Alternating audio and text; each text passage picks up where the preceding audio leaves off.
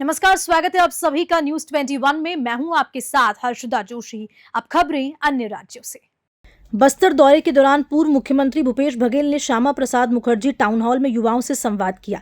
इस दौरान उन्होंने युवा मन चो गोट के माध्यम से युवाओं से सीधे संवाद करते हुए विभिन्न मुद्दों पर अपने विचार प्रकट किए।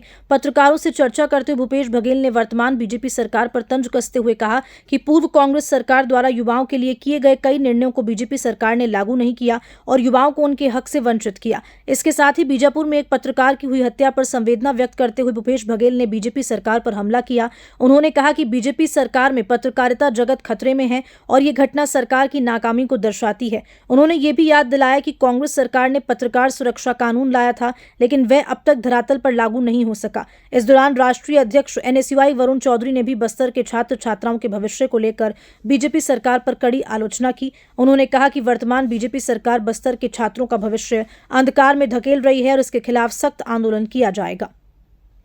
अध्यक्ष आए हुए थे और छात्रों के बीच में संवाद कार्यक्रम था और छात्रों ने बहुत सारे ऐसे सवाल पूछे जो छात्र हित में थे। पिछले सरकार में हम लोगों ने छात्र हित में जो निर्णय लिए थे वो सब इस सरकार ने बंद कर दिया। इस बात की नाखुशी हमारे छात्रों ने जाहिर की।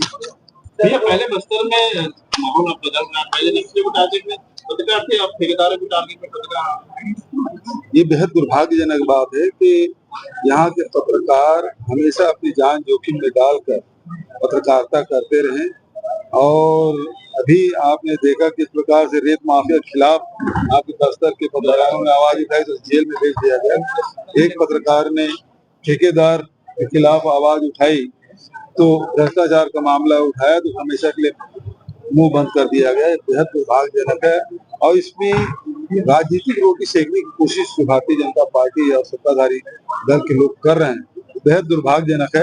सरकार को ये चाहिए था उस पत्रकार को यदि सही में श्रद्धांजलि देनी है तो कम से कम ठेकेदार के अवैध निर्माण को तो आपने तोड़ दिया, लेकिन उस अधिकारी को जिन्होंने गलत बिलिंग की, सड़क बना नहीं और 90% भुगतान कर दिया, उसकी जांच की घोषणा करते और उसे जेल के पीछे भेजते।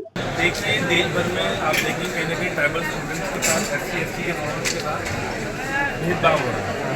तो आज हमने खासतौर पर कांग्रेस पार्टी का जय बापू जय भीम जय बिहार भी कांग्रेस पार्टी करने जा रही है। अगले इसको लेकर हमने स्टूडेंट से बातचीत करी और ये वो कहता है कि लगभग आदिवासी छात्रों को 8% रिजर्वेशन दिया हुआ है सरकार ने संविधान में।